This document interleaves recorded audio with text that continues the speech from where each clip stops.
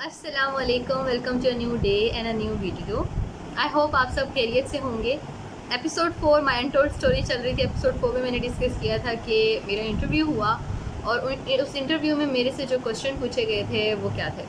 तो पहले क्वेश्चंस बताने से पहले मैं ये बता दूं कि मैंने जिस प्रोग्राम के लिए अप्लाई किया था वो अर्थ साइंसेस था, जियोफिज़िक्स थी और उसमें मैंने आगे डायरेक्शन सेलेक्ट की थी अर्थ साइंसेस। तो अब जब इंटरव्यू हुआ तो उन्होंने मुझसे सबसे पहले आफ्टर इंट्रोडक्शन मैंने बता दिया था कि मेरा इंट्रोडक्शन हुआ, मैंने अपनी पीपीटी प्रेजेंट की उनको सारा, मतलब मैंने अपना साइनॉप्सिस और रिसर्च वर्क प्रेजेंट किया। उसके बाद उन्होंने 10 मिनट्स मेरे से क्वेश्चन पूछे कंटिन्यूसली। काफ़ी अच्छी उनके साथ मेरी कन्वर्सेशन रही। तो पहला क्वेश्चन जो उन्होंने मुझसे पूछा था वो ये था कि अगर हम आपको ऑप्शन दें स्पेस साइंसेज और अर्थ साइंसेज में से आपने किसी एक चीज़ को चूज़ करना है तो आप किसको चूज़ करेंगी? तो मैंने कहा definitely I have presentation on geophysics, तो मैं जियोफिज़िक्स को ही आगे लेके चलूँगी, मुझे अर्थ साइंसेज में ही आगे परसू करना है। तो दे आज के हम कहें कि हमारे पास सुपरवाइज़र नहीं और हम कहें कि आप स्पेस साइंसेज में चली जाएँ तो फिर आप क्या करेंगी? तो मैंने उनसे कहा कि फ़िज़िक्स होनी चाहिए, चाहे वो अर्थ में हो, चाहे वो स्पेस में हो, चाहे वो ह्यूमन में हो या चाहे वो कुछ भी हो ना। तो मुझे फ़िज़िक्स में ही जाना है। अब आगे डायरेक्शन जो भी होगी मैं उसको कर लूँगी कंटिन्यू। तो मेरे लिए ऐसा सच प्रॉब्लम नहीं है, मुझे सिर्फ मतलब कि पढ़ना है। अब वो फिज़िक्स की कोई भी डायरेक्शन होगी तो मैं कर लूँगी उसको ना ईज़िली। तो वो लोग मतलब कि बात सुन के वो हंसे और उसके बाद उन्होंने कहा कि आपको पता है कि ये इंटरव्यू जो है वो स्पेस साइंसेस के हो रहे हैं। तो मैं एकदम के लिए ना मैं कंफ्यूज हो गई। फिर मेरे दिमाग ने कोई किया कि नहीं, ये ना मुझे कंफ्यूज करें, तो ऐसा तो नहीं हो सकता। डेफिनेटली मैंने एक चीज़ प्रिपेयर किया, मैंने एक चीज़ के लिए अप्लाई किया, तो मेरा इंटरव्यू स्पेस का कैसे हो सकता है? तो मुझे बाद में रियलाइज़ हो कि वो मुझे कंफ्यूज कर रहे थे।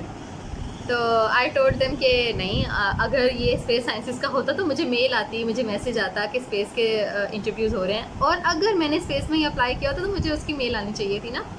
तो मतलब फिर वो हंसे, उन्होंने कहा कि मतलब रियली अप्रिशिएटिव कि आप मतलब हाजिर दिमाग हैं, आपको पता है आपने किस चीज़ के लिए अप्लाई किया था। सेकंड क्वेश्चन उन्होंने मुझसे पूछा था कि वाई चाइना, आप मतलब चाइना में क्यों आना चाह रहे हैं? तो मैंने उनसे कहा कि पहली बात तो ये कि मुझे बहुत ज़्यादा क्यूरोसिटी है कि हमारी इंग्लिश लैंग्वेज में जो हम पढ़ते हैं, हमारी नेटिव लैंग्वेज डेफिनेटली नहीं है, लेकिन इंटरनेशनल लैंग्वेज है, उसमें 26 अल्फ़ाबेट्स हैं। तो आपकी ऐसी कौन सी लैंग्वेज है जिसमें 500 वर्ड्स हैं? मुझे बहुत ज़्यादा क्यूरोसिटी है उन 500 वर्ड्स को सीखने में, पढ़ने में, और डेफिनेटली वो एक इंटरेस्टिंग हो जाएगा जब आप एक स्टडी लेवल पे आगे जाते हो तो आप कम्युनिकेट करते हो।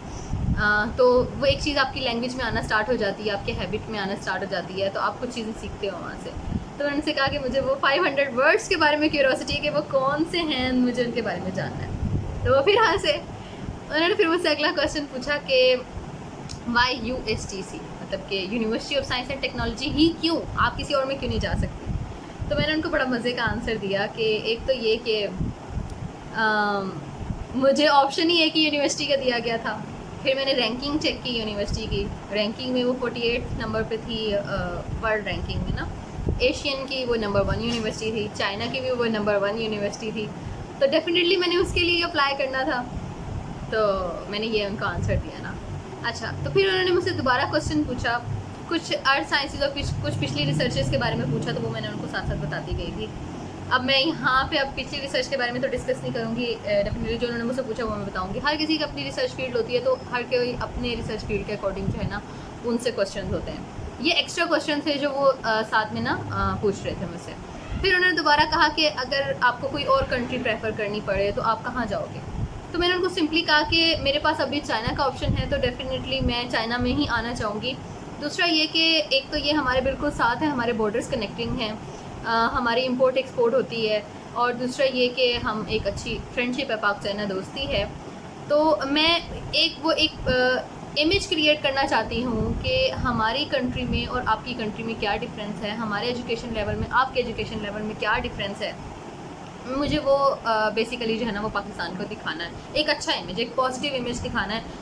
डेफिनेटली चाइना के इतने सारे प्रोजेक्ट्स हमारे पास चल रहे हैं, CPEC चल रहा है, बहुत सारे मतलब एटॉमिक के प्रोजेक्ट्स हैं वो चाइना की मदद से चल रहे हैं, रोड हमारे चाइना की वजह से बन रहे हैं।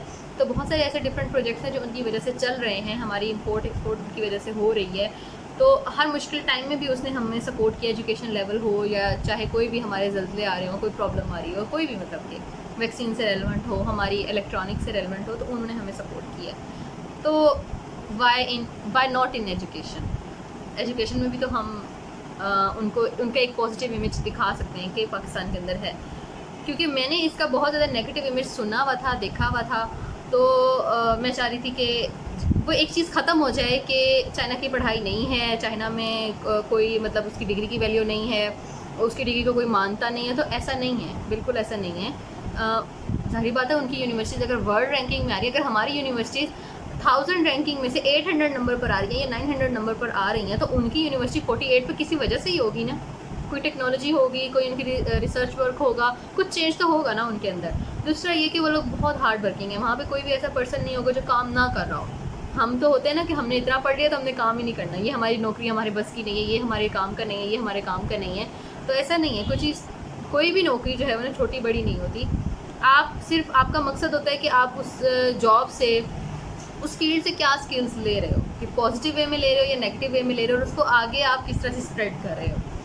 तो एक नेगेटिव इमेज जो है ना वो एक ख़त्म करना है। मैंने बताया उनको कि मुझे ये नेगेटिव इमेज ख़त्म करना है कि चाइना की डिग्री की कोई वैल्यू नहीं है। अगर ना होती तो यहाँ के डॉक्टर्स क्यों इतने फेमस होते, यहाँ की कंस्ट्रक्शन क्यों इतनी फेमस होती, यहाँ की टेक्नोलॉजी क्यों इतनी फेमस होती।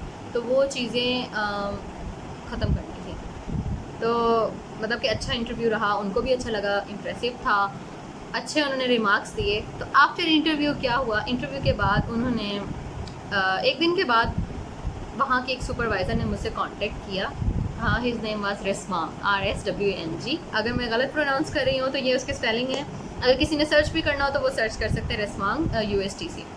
तो उन्होंने मुझे कांटेक्ट किया, उन्होंने मुझे बताया मेल में कि during interview it was quite interesting to talk with you.